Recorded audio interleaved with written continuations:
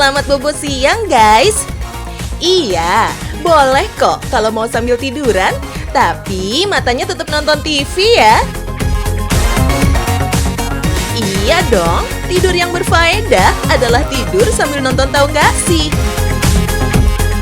Biarpun tiduran, tapi kamu tetap makin tahu dan makin banyak ilmu. First thing first, kamu ikut ke Aryo dulu ya. Dia mau ngajakin ke tempat yang asik buat bobo-bobo cantik.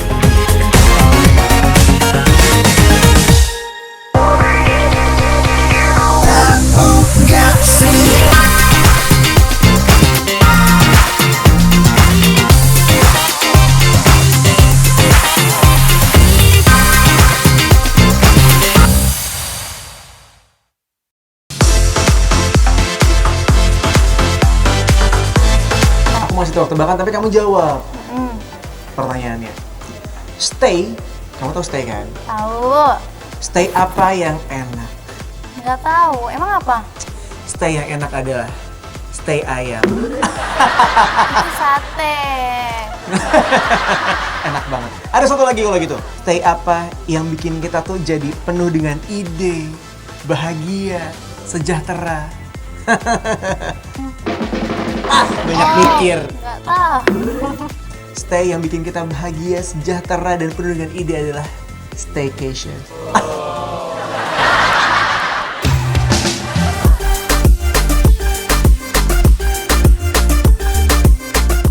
Guys, liburan emang nggak melulu harus keluar kota atau luar negeri. Tapi kalian bisa loh jadi turis di kota sendiri. Konsep liburan seperti ini dikenal dengan istilah staycation. Tapi ada juga yang menyebutnya holy stay, akronim dari holiday dan stay. So, sudah siap staycation? Sebelum lanjut, persiapan kudu mateng dong. Dari mulai dress yang cocok meong sampai kuliner pengganjal perut. Cus lah!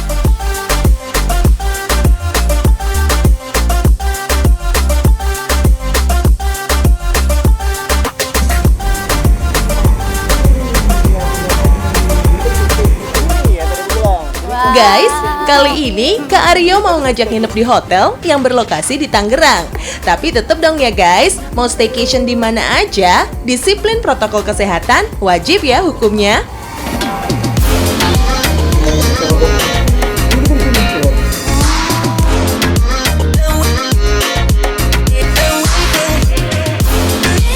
Anyway, emang rada out of the box nih guys konsep hotelnya. Desainnya mirip peti kemas alias kontainer dengan dominasi warna cerah. Konsep unik ini bisa dibilang masuk ke dalam jenis butik hotel. Hayo, tahu nggak sih apa itu hotel butik? Jadi guys, hotel butik diartiin sebagai jenis hotel yang punya desain unik, beda dari hotel konvensional, dan biasanya punya ukuran yang kecil. Berdasarkan historinya, tren hotel butik udah ada sejak tahun 1980-an di kota London, San Francisco, sampai New York guys.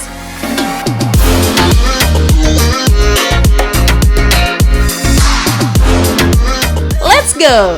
Kita ceki-ceki dulu nih ke kamar pertama.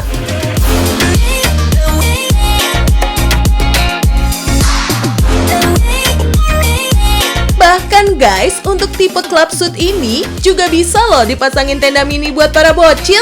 Perfecto deh. Hayo, buat kamu yang suka nginep di hotel, pada tahu nggak sih klasifikasi hotel berbintang itu berdasarkan apa sih? Kita rekap detailnya yuk, dari hotel bintang 3 sampai bintang 5 ya guys. Perbedaan paling mencolok terlihat dari jumlah kamar standar, jumlah kamar suite, struktur bangunan hotel, perlengkapan dan fasilitas di dalam kamar, sampai di area hotel. Semakin lengkap fasilitasnya, makin aduhai dong ya harga sewa per malamnya.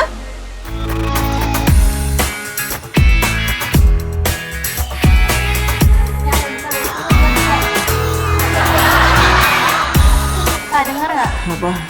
Perut, lapar. Banyak mau, tapi habis makan kamu ke kamar kamu sendiri ya? Enggak. Nggak balik ke sini lagi nih? Enggak. Enak aja. Enggak, pokoknya aku yang pegang kuncinya di sini.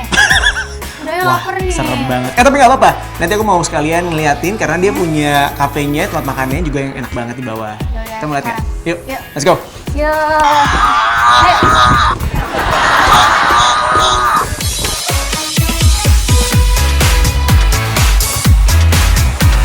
Yang udah pada kelaparan? Tenang, bakal dimasakin menu spesial nih guys sama chef hotelnya. Menu fusion yang menggabungkan spaghetti dengan sambal khas Indonesia, sambal ijo. Yap, kolaborasi antara pasta dan bumbu rempah Indonesia lagi trending banget nih guys sejak 2020. Nah, FYI aja nih guys, kalau pemberian saus atau bumbu pada pasta sangat disesuaikan sama jenis pastanya nih guys. Kayak sambal ijo ini, yang nggak kental dan agak berair. So, cocok dipaduin sama spaghetti yang tipis teksturnya.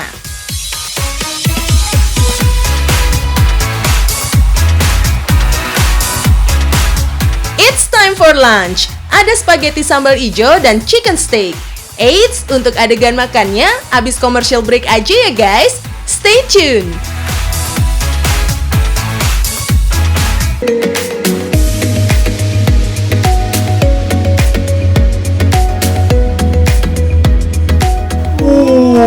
Nice. Gila. Ini sebenarnya yang bisa jadi pilihan untuk kita semuanya. Jadi kalau misalnya staycation ya, tahu gak sih? Sebenarnya staycation itu selain pertama, itu bisa bikin kita menghemat ya kan? Jadi kita nggak perlu lagi ngeluarin uang yang banyak, tapi kita tetap bisa mendapatkan me time buat diri kita sendiri. Dan berikutnya juga nggak kalah pentingnya adalah, kita tuh kalau misalnya sekarang lagi era pandemi kayak gini, nggak perlu khawatir lagi, jalan-jalannya perlu yang jauh dan kemana-mana gitu, nggak perlu lah. Cukup kayak gini aja, tapi tetap bisa santai, relax, refreshing juga, menikmati hari-hari, dan bisa makan makanan yang enak. Bener-bener. Iya nggak sih? Kak, bentar. Coba, dengerin. Ada sesuatu apa? Coba. Apa tuh? Udah lapar, perut aku udah keroncongan. Dia tadi ngomong terus makannya kapan? Maaf, kan juga tadi ngobrol dulu, biar yang di rumah juga bisa ngerasain apa yang kita rasain. Ini enak banget nih kelihatannya. Tinggal dimakan doang ya sih? Ya, yuk makan sekarang Kita ya. icipin ya? Yuk, Oke. benar.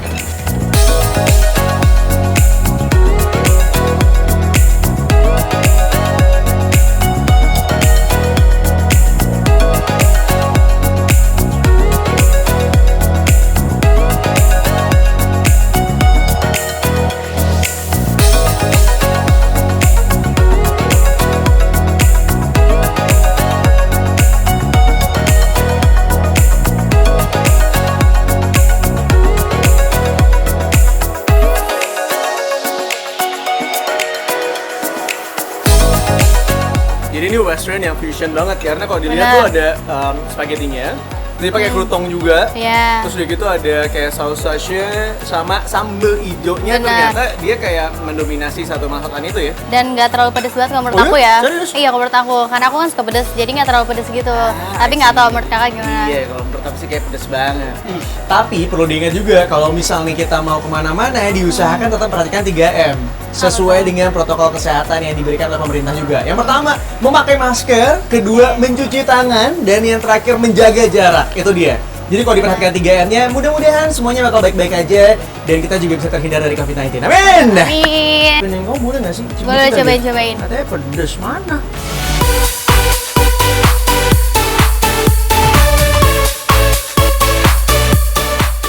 Guys, ada ungkapan yang bilang kalau mau lihat cakep atau enggaknya seseorang, lihatlah pas dia lagi tidur. Apalagi kalau tidurnya sambil mangap guys. Waduh, aib banget deh itu. Tapi ungkapan tadi sepertinya nggak berlaku buat beberapa selebritis berikut ini ya guys. Biarpun mereka tidurnya sambil mangap, tapi tetap cakep. Pertama, ada Nagita Slavina. Mbak Gigi bersama sang suami memang seringkali unjuk kejahilan dengan saling mengunggah foto pasangannya yang sedang tertidur. Kemudian, ada Dewi Persik yang ketiduran di perjalanan. Ternyata, diam-diam di foto, kemudian diupload sama sang suami. Yang gak kalah seru, ada Paula Baim Wong yang tidur pulas bareng anak semata wayangnya, Kiano. Duh, gemesin banget gak sih? Yang gemesin tuh dedek Kiano loh ya, bukan emaknya.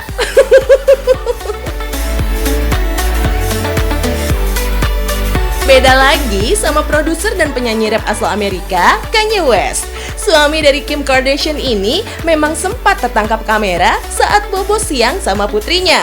Biarpun tidurnya mangap, tapi tetap ya, style hip hopnya masih kelihatan.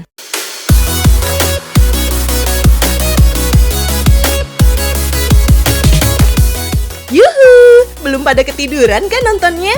Kalau ngomongin soal tidur, kamu tahu nggak sih, orang yang kekurangan jam tidur akan berpotensi meningkatkan berat badannya sendiri.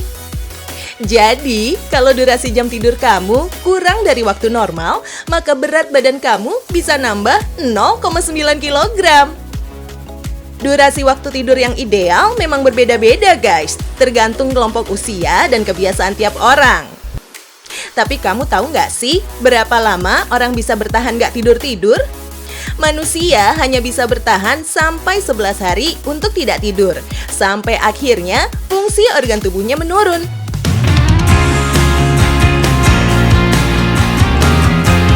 Nah, kalau melebihi batas maksimal kekurangan jam tidur, efeknya sangat mungkin menyebabkan sakit parah atau bahkan sampai kematian. Buat kaum begadang dan aliran insomnia, hati-hati loh ya, jangan ngeremehin waktu tidur. Sekarang pertanyaannya, gimana caranya bikin kualitas tidur jadi enak?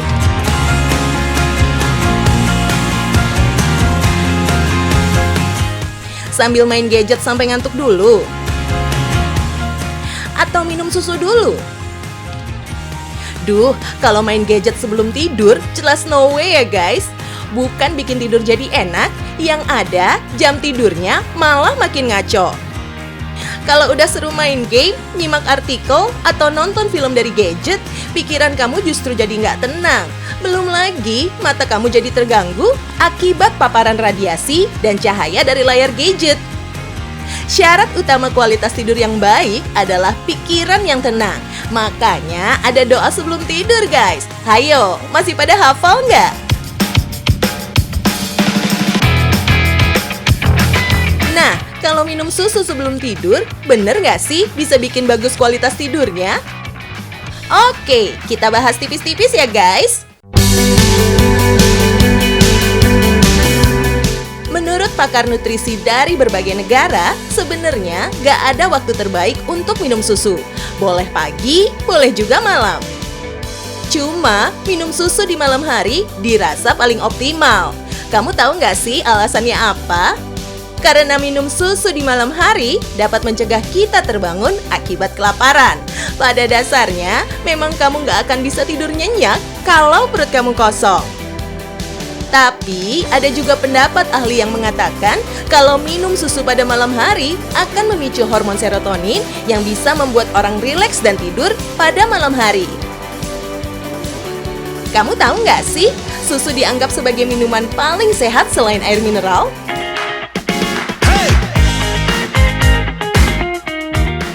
Apalagi susu segar yang mengandung banyak nutrisi penting seperti protein, kalsium, fosfor, vitamin A, dan vitamin D. Oh iya, talking about susu nih, sebenarnya boleh nggak sih abis minum obat terus minum susu? Kalau menurut ahli nutrisi Dr. Matthew Blaylock, sebenarnya boleh aja guys. Susu boleh diminum bersamaan dengan obat, terutama obat yang dikonsumsi setelah makan. Karena disitulah susu berguna untuk mengurangi efek samping iritasi lambung. Kecuali kalau obatnya jenis antibiotik, karena susu yang diminum dengan obat antibiotik akan membentuk zat yang tidak larut serta tidak dapat diserap tubuh.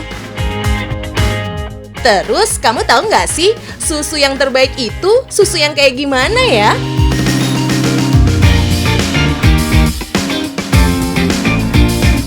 Guys, di dunia ini cuma ada 2 susu yang terbaik.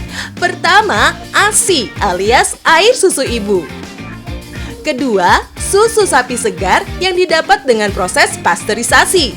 Lain dari itu, lewat.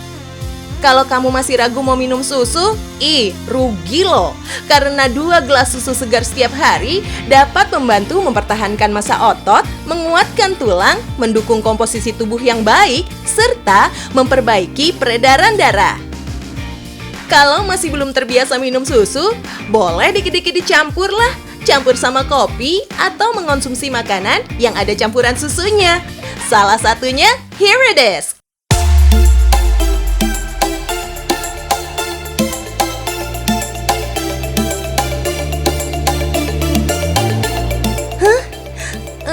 Waduh, ini cara bacanya gimana ya? Kalau di Prancis bacanya croissant. Kalau versi Inggrisnya croissant. Kalau kamu suka, main aja ke sini guys. Kamu bisa makan roti ini sepuasnya. Di sini ada croissant yang berdasarkan zodiak kamu. Karena masing-masing zodiak punya sifat yang berbeda, begitu juga sama croissant ini guys. Rasanya juga beda-beda.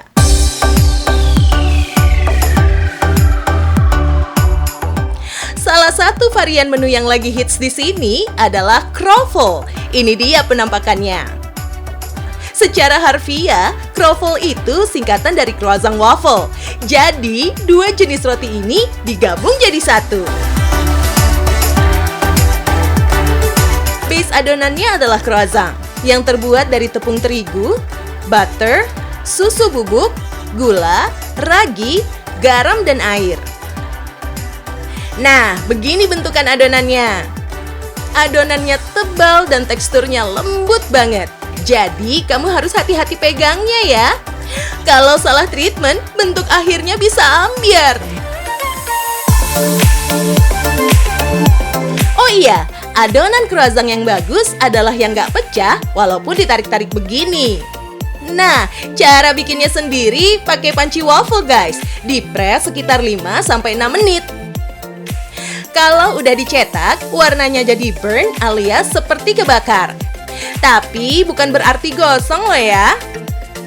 Selain itu, juga kelihatan mengkilat karena kandungan butter pada adonannya keluar. Gula yang menyelimuti juga jadi faktor dough-nya bisa glowing. Kayak muka-muka cewek Korea gitu.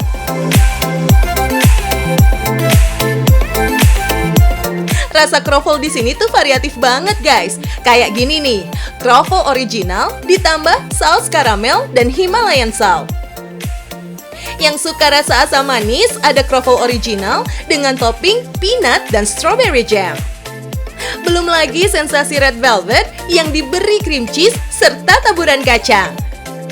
Tapi kalau kamu lebih suka yang tradisional, ada varian klepon nih. Dry coconut dan gula arennya bikin rasanya khas banget. Terus ada juga croffle martabak rasa coklat keju susu.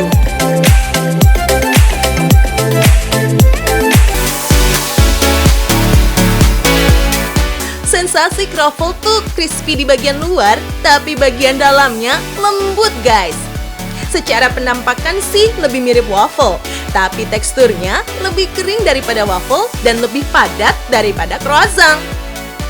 Nah, kalau croffle ini ya asalnya dari inovasi para pecinta pastry. BTW, mahal nggak sih? Secara makanan luar gitu loh, nyebut namanya aja susah. Ya elah, cuma 20 ribuan aja guys. Emang masih mikir ngeluarin uang 20 ribu?